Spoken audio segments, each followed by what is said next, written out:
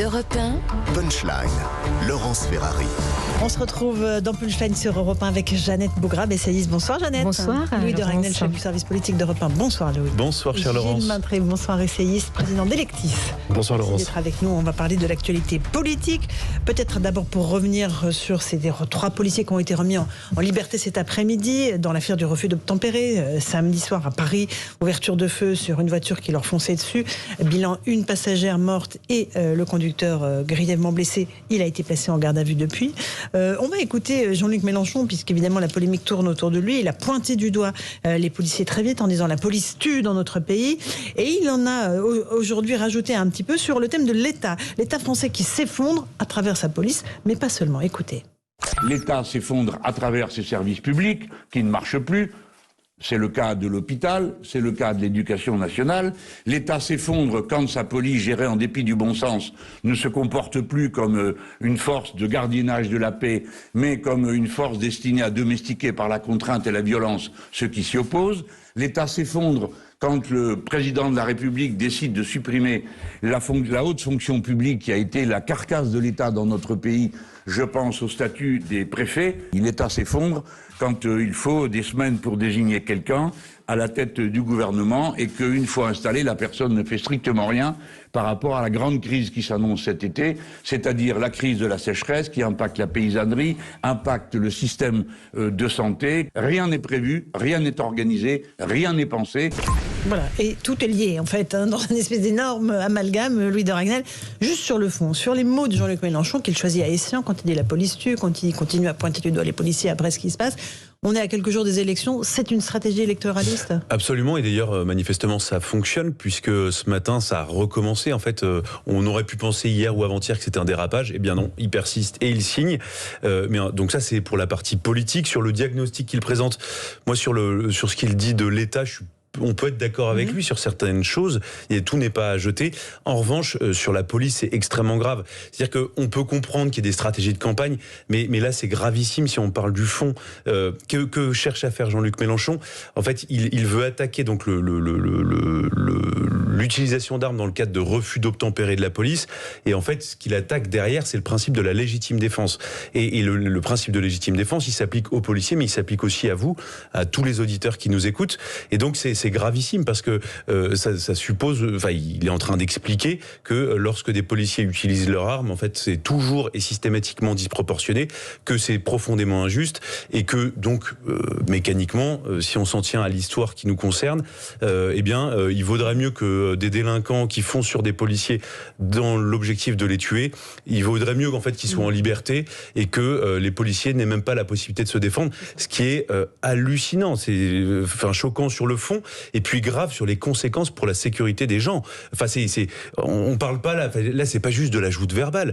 Il s'agit quand même de ceux qui nous protègent. Ça veut dire que s'ils ne peuvent même plus se protéger eux-mêmes lorsqu'on veut les tuer, lorsqu'on veut les renverser, là pour le coup, tout s'effondre parce qu'il a beau faire un très joli diagnostic sur l'état un peu terrible de l'État français, mais aujourd'hui, une des dernières structures qui tient à peu près encore la route et qui protège l'État et qui nous protège, c'est la police. Donc, c'est grave de s'attaquer à ceux qui nous protègent. Jeannette Bougrabe, ce n'est pas un dérapage, puisque ça a été réitéré à plusieurs reprises de la part de Jean-Luc Mélenchon. C'est pas un dérapage, mais je pense qu'il est important de dire que personne, évidemment, ne devrait mourir lors d'un contrôle de police, en réalité. La première chose est celle-ci.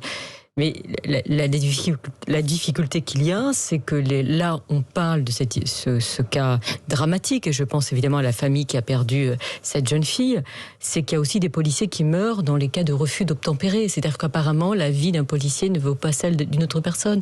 Et donc, c'est ça qui est un peu gênant. Et sur ce constat, moi, je trouve qu'alors même que les services hospitaliers, je sais qu'ils sont en grande crise, mais ils ont montré leur capacité aussi au moment de la Covid, au moment du confinement, de leur capacité à se mettre en mouvement, voilà. Et c'est vrai qu'il y a des problèmes, on l'a vu avec le Quai d'Orsay qui pour la deuxième fois se met en grève, il n'empêche que l'État tient, voilà. Il tient difficilement, mais il tient. Et je trouve que c'est faire injure en fait à tous les fonctionnaires, à tous ceux qui sont attachés au service public, qui se battent au quotidien dans des conditions qui sont pas faciles, en leur disant qu'en fait, tout ce qu'ils font est mal fait, inutile. D'ailleurs, ça s'effondre, etc. Donc moi, sur cette idée de constat, je suis pas tout à fait d'accord avec lui. Voilà. D'accord. Gilles Maintré, sur votre analyse de ce qu'a dit Jean-Luc Mélenchon. Oui, il noie le poisson. Donc, il dit quelque chose de gravissime sur la police tue, et puis il le réitère, mais alors en ajoutant plein de choses qui, pour le coup, sont effectivement moins contestables ou qui sont beaucoup plus dans le débat public, pour masquer cette phrase, la police tue, qui est une phrase, quand on dit qu'elle est gravissime, c'est que si on additionne cette phrase, qui est une phrase de violence, que les policiers tuent, sa tentative de délégitimation des institutions existantes, le président de la République, les élections, son discours sur les médias, qui là aussi était un discours frontal et direct. Et puis la justice. Et puis l'envie de contourner la Constitution, quand il dit, moi de toute façon, je ferai un référendum en dehors de la Constitution.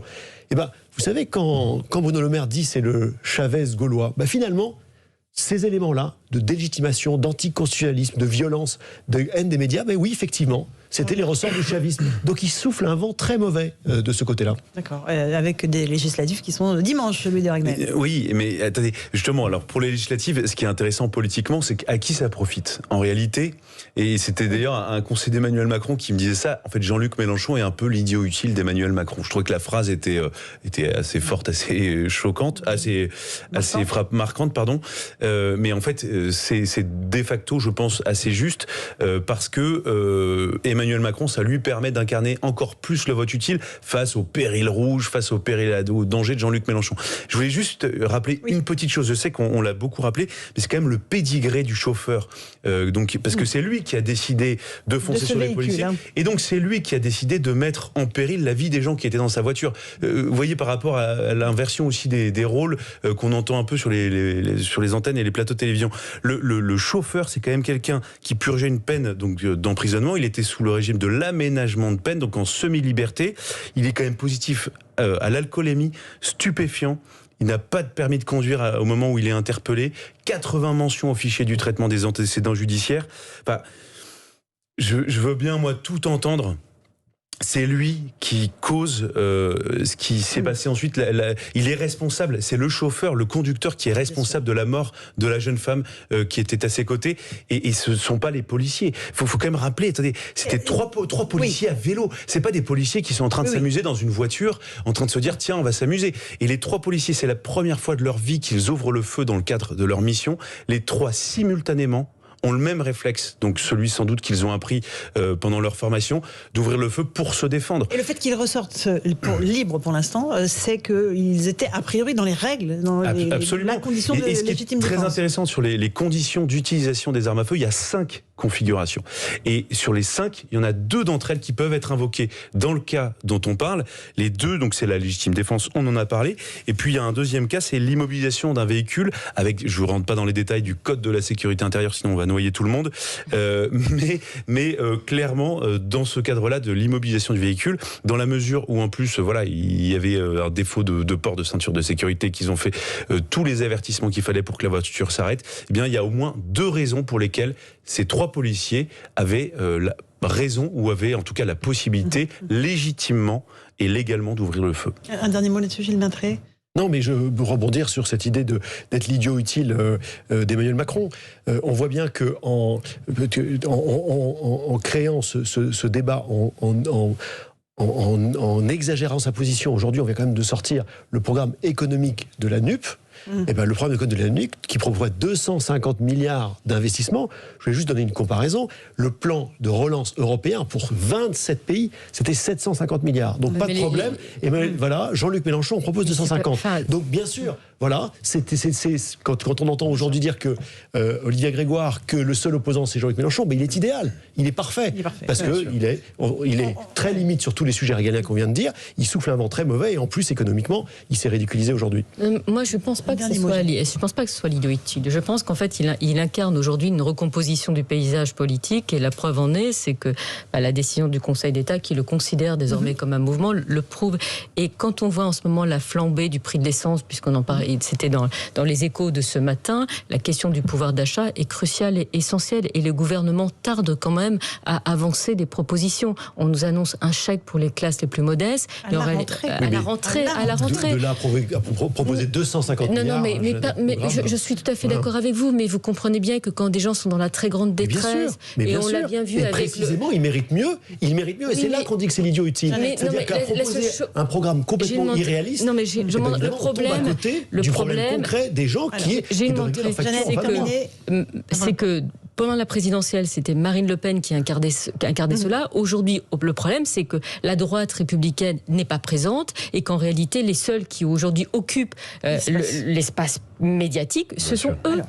On va reprendre sur ce thème-là dans un instant, juste après la pause. On écoutera justement Marine Le Pen qui tente de desserrer l'étau dans lequel elle est, puisqu'il y a un dialogue quasi immédiat entre Macron et Mélenchon et qui l'exclut complètement du champ pour l'instant. À tout de suite. 18h-20h sur Europe 1, Punchline, Laurence Ferrari.